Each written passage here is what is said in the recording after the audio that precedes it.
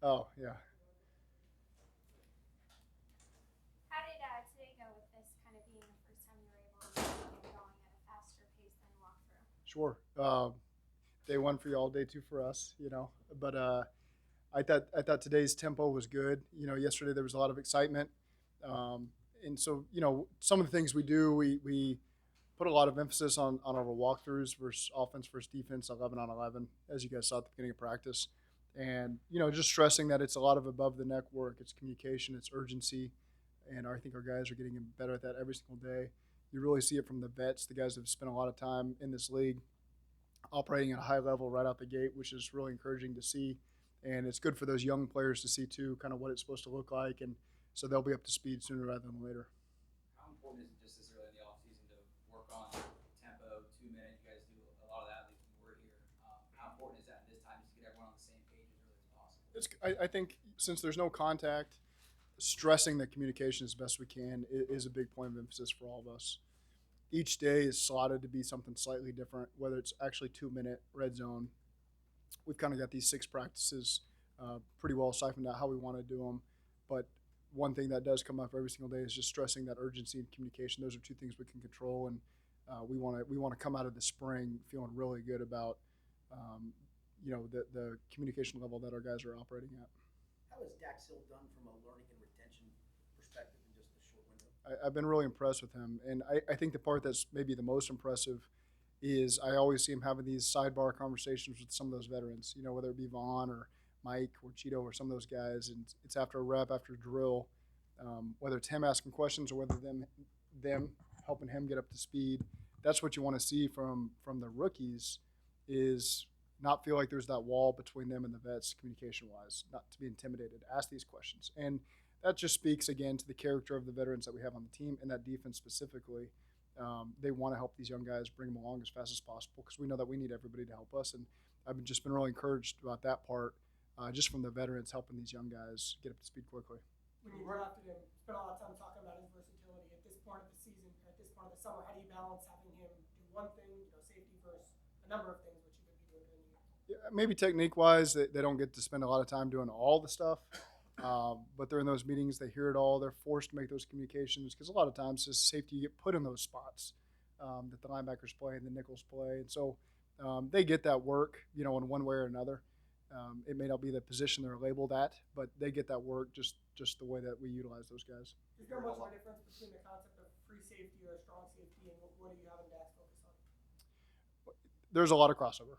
I think the bottom line, they do a lot of the same jobs. There are differences, but for the most part, those guys at some point have to do very similar things as one another. Zach, you hear about it a lot at draft time when you talk about players who were captains or leaders on their teams in college. Can a guy like Dax or any of your other rookies come in and be leaders right away?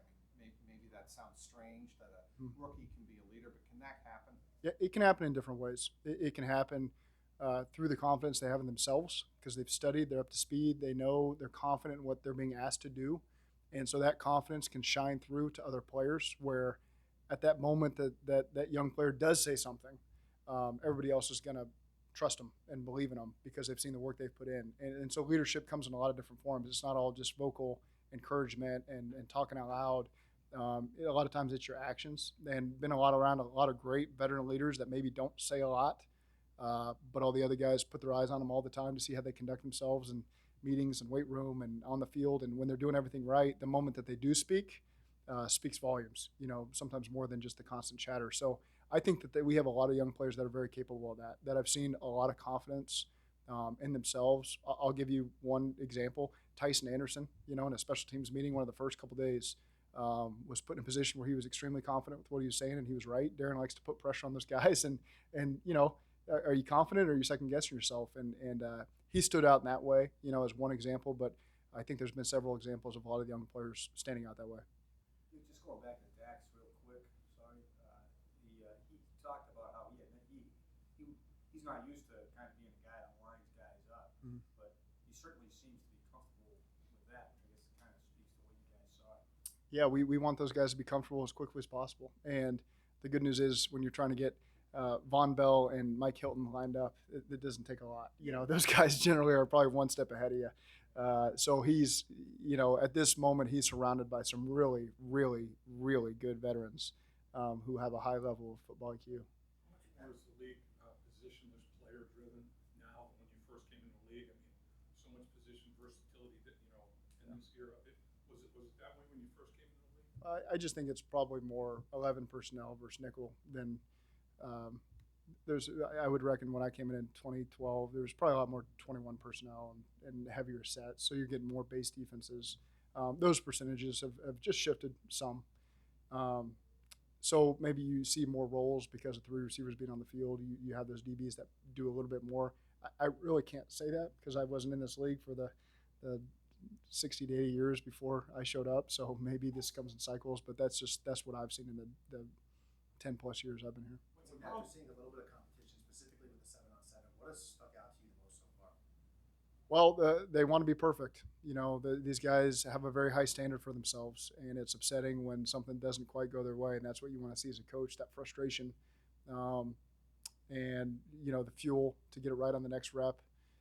That's where we want to be right now. That's the step we need to be taking is strive for perfection on every play, and if it's not that way, then it's below standard, and that's where we want to be. How important are these sessions for developing some depth at wide receiver, especially with T working off to the side? It's important that those guys become comfortable with what we're asking them to do so that when they come back in training camp and we're going for real with the pads on and against different competitions, that they feel like they can play up to their potential.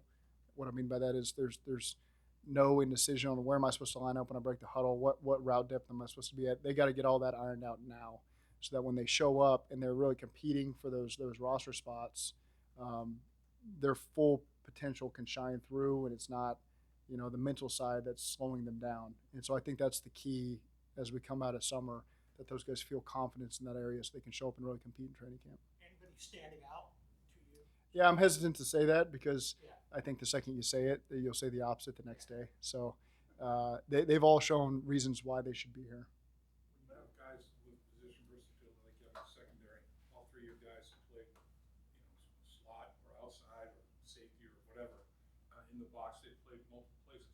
How do you handle that? You teach them one thing first and let them digest it. You teach it all at once. How do you break guys into that phase of being multi-versatile? Yeah, you're talking about 3 rookies, draft picks. When they first come in. Yeah, one position to start. And let's just get good at playing that position.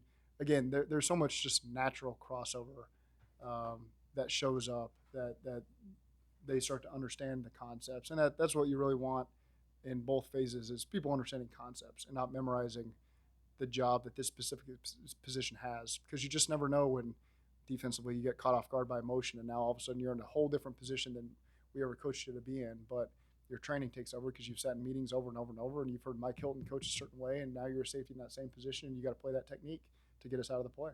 And so I think our defensive staff does a really good job of making them understand that so that they can play fast on the field regardless of what position they're on.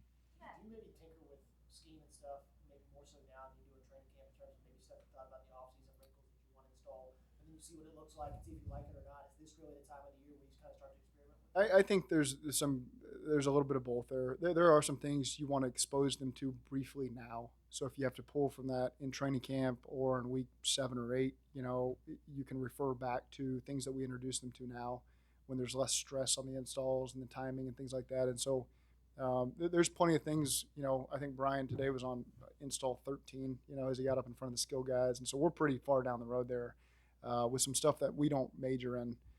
But it will come up over the course of the season, and we want those guys exposed to it before they show up for training camp. So once you get to training camp, you do scale it down. Let's figure out what we're going to be really good at with this group of people for this 2020 season, and try to emphasize that more than anything else. Y'all been on the cutting edge with 11. I guess y'all have been running 11 more so before the rest of the league is starting to do it.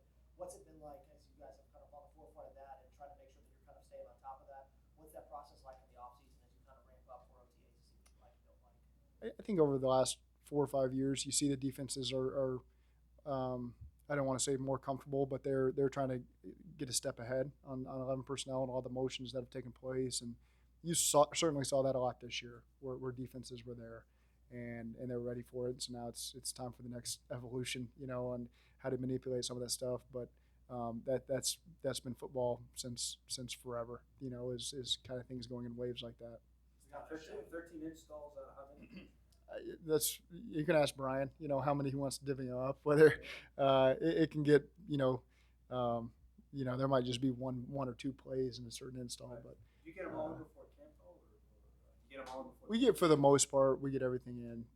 And whether we actually get to rep it on the field or not, again, you just want the guys exposed to it, particularly the new players, so they've heard it, and as they're reviewing their notes over June and July, they're not showing up in August and hearing it for the first time. They get a chance to learn it. So when it does come up that one or two reps during the season, they've already studied that at some point. Is Tyler Shelvin dealing with a forearm issue? Wrist, yeah, wrist, yep.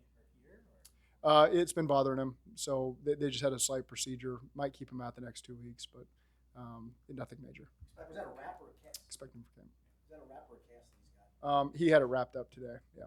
What's impressed you most about LC, and just kind of a two-part question here? You just got finished talking to me about Frank Pollock's impact on him, and you said Yeah. that in Dallas he had 4 offensive line coaches, and that kind of played an impact on how his career went at the end of Dallas. How have you seen Frank and LC interact, and why do you think Frank is able to bring out so much good out of his players? Well, Frank is very demanding. The expectations are very clear.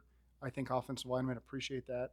On the same time, when you do it right, man, there's no one more excited than Frank. And so I think the players just appreciate that. He's won a lot of championships as a player as well, been in a lot of stuff like that. So there's respect there as well that he's been through what he's asking them to go through. He's done it at a high level himself. Coached a lot of great players, been a part of a lot of great teams. And he knows his stuff, and players know when their coaches know their stuff, and Frank's certainly fit to that mold. So they just got a lot of respect for those guys. They love playing for him. LC obviously liked playing for him in Dallas, and that was probably a big part of why he's here. Not so much, but he's got a lot of respect for Frank and wanted to keep playing for Frank, and that's awesome. We'll use whatever tool we got at our disposal to bring in great players. And he has been a pro every second he's been here. He's one of the first guys in that room, in the weight room, and him and those other guys, Alex and Ted have really been good up there. Just watching what we ask our guys to do in these walkthroughs and how detailed we be. It can be, to some, can be boring and monotonous if they don't understand how to utilize that stuff to their advantage. And LC is a guy that we really highlighted today as a great example of just working technique in a walkthrough and trying to get better, trying to make Sam better. So it's been really great to have him in the building, and we're excited he's here. First time we've seen, I think, the field goal unit. Curious, Zach, what you look for when you're evaluating at OTA point, not training camp, but OTAs, from Cal and Drew as opposed to Mark and Kevin. Well, it's all, you're evaluating the same thing, the snap and the hold, and making sure the kicker's comfortable as well with that combination. And then you got a bunch of guys up front, too, that are doing those techniques for the first time with Darren, whether it's offensive linemen, tight ends, D linemen, everyone that's in the mix there. Danner does a good job holding them to a very high standard, so it's good to get them in the mix, get them live action. He's installed the stuff. We've done it in meetings, but now we get a chance to do it full speed. So that part's been good. We got rained out yesterday to do it, so this is our first day we actually got to do it. It's clear, Carmen's getting a lot of opportunity on the field. What do you like, what you've seen from him that's led to him getting now this opportunity? He's had really good urgency. I think he's doing a good job taking it in from some of the vets around him, Jonah and Ted. So, again, it's a little bit hard to evaluate the lineman right now when there's no contact or anything like that. But I think on air they've done a really good job taking the drill work and the meeting work to the field and executing as best they can. And Jackson's one of the guys that's done a nice job of that. Coach, what did you see from Ted as far as being a leader, kind of kind of how you talked about LC? What's Mhm. he brought to the table? Ted's going to be a coach someday. That's what I see from him. He's not only a really good football player who's won a lot of championships and knows what it takes, but he maintains a very high standard for himself and for others, and that's really exciting. It seems like those guys have transformed the culture in that room. One fell swoop, you changed the culture. You have to believe in that room. I think there's been guys that have come and gone that have attributed that, also. I think Riley was awesome at that last year. We had a lot of young players. Xavier and Q were really good there. Trey. So there's been guys that did it, but you got a new group of guys now that are coming from somewhere else, and they've really hit the ground running that way of doing it how Frank wants it done, and bringing those young guys along as well. And helping Jonah too. Jonah going into his 4th year now, and so it's been a really fun group to watch. What have you thought of Hayden Hurst so far? What do you see him bringing to the tight end group? As expected. He's tuned in, and he and James are joined at the hip there, and Drew, and so it's been fun to watch them operate and communicate, and him to learn our system. He's done a good job executing it, and he had a really, really great route today where he broke leverage and made a nice catch, and Joe was there on time to throw. So we're really excited about his potential with us. What's the challenge? Is there maybe a different challenge now when you have a team coming off the Super Bowl? They know they can be good. You're trying to maintain that level, sort of building that level as a coach. What's that challenge like in the offseason, and how do you go about that? Well, to not take things for granted, just because we had a successful 2021, that everything's going to carry over, and so you don't have to spend time talking on things that you spent time talking the last 3 years, and last year specifically. So I think from a coaching side, that's starting over and making sure we're reteaching everything. There might be a term that we used over and over with Jamar or another young player that we take for granted that they knew, and maybe it was we never properly explained it. Now they get to hear it day one, taught again, like, oh, that's what I heard that 1,000 times last year. Now that's why we use that code word, And so there's a lot of things I think with young players that pops up, and even the veterans. That's man, I didn't realize we've used that word over and over, and this is going to help me understand it better next time because now I understand the genesis of where it comes from. So those are the types of things that we really focus on now in the spring. Joe Burrow has told us that getting off to a fast start is one of his big priorities for this year, that the offense wasn't where it needed to be in, let's say, the first quarter of the season. Would you say overall as a team that's kind of your message? I've heard the word you use, urgency, quite a bit. Would you say maybe that's the difference between last year at this point and now? Hard for me to say. Last offseason was so different, because we really didn't get the full deal that we're getting even more so this year. So we've had more meeting time before we hit the field. So it's a little hard to compare. You do feel a team that's very confident in what we're asking them to do, and that's key. Also trying to keep it fresh with them to where they're learning new stuff and challenging. But I'm not there yet with focusing on how we're going to start the season. Joe obviously has his standards that he wants to follow. I do think in general, starting the season fast, starting games fast is critical for us, and it will be a big part of how we communicate going forward. Zach, when you Just a guys couple not more having minutes, a mandatory minicamp, this is typically the time where players that are going through contract negotiations, you get a sense of what's going on if they show up or not. With Jesse, how have the conversations been like if you've been having those with him, and are you optimistic that by July 15th you guys will hopefully have an extension? I'm not going to make any predictions on those guys. It's all strictly voluntary right now. We laid out the offseason how we thought was best for this year, and so we're not having any mandatory minicamp. I think we're getting great work, and we've had tremendous participation from our guys, and so we'll just keep getting that work, and when the other guys join us, they join us, and we'll hit the ground running. you mentioned that this year, the offseason, the OTAs, you get more meeting time, much more work. Your year 2 players, the advancement of the year 2 guys from year 1, it's been varying successes. Obviously, Jamar can't do much better than he did, but have you seen advancement in the second year from the first year for a lot of those guys? I think it's slowed down for them. They're probably the biggest group I talk about when hearing a term again for the second year. They have a chance to really digest it now because they've been through a full year of doing it. Now this is a slower time of year where we're not having to play a game, get ready for a game. So I feel like those are the guys that probably benefit the most from this second spring where things have slowed down. And again, their potential now gets to show through a little bit more because they're playing faster and with more confidence. Given what Jesse means to this team, captain leadership, how do you not allow it to be a distraction that he isn't here, even though I know it is voluntary? Mm-hmm. How do you not let that happen? Or how does the team not let that become a distraction? We love Jesse, and the business part is the business part, but we have to continue to move forward and get our work done, and I think the guys have handled that really well. Good. Great. Thank you all.